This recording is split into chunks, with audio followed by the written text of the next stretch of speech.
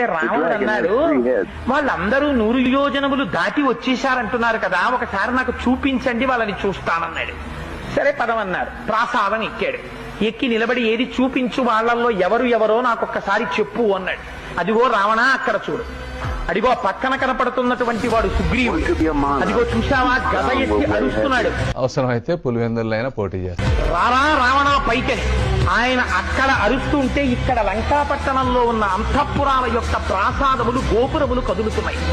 ఆయన బలపరాక్రమముల ముందు ఎవ్వరూ నిలబడలేరు. ఉన్న వనాల మీద ఉన్న ప్రతి చెట్టు మీద భల్లూకాలు. ఈ భల్లూకాలన్నింటికీ జాంబవంతుడు నాయకుడు. ఆయన త్రివిక్రముడికి 21 సార్లు ప్రదక్షిణం చేశాడు. అంతటి అపారమైన శక్తి ఉన్నవాడు జాంబవంతుడు. అదిగో ఆ మధ్యలో నిలబడినటువంటి వాడు హనుమ. ఆయన బంగారు శరీరంతో మెరిసిపోతుంటాడు. ఆయనకి బ్రహ్మగారి వరం ఉంది. ఆయన ఏ అస్త్రశస్త్రములకు కట్టుబడడు. ఆయన ఒక్కడే ఈ లంకాపట్టణాన్నంతటినీ తిరగదొయ్యాలని ఆలోచన చేస్తున్నాడు. ఎంత తీవ్రమైనటువంటి నేత్రములతో లంకవంక చూస్తున్నాడో చూడు రావణ.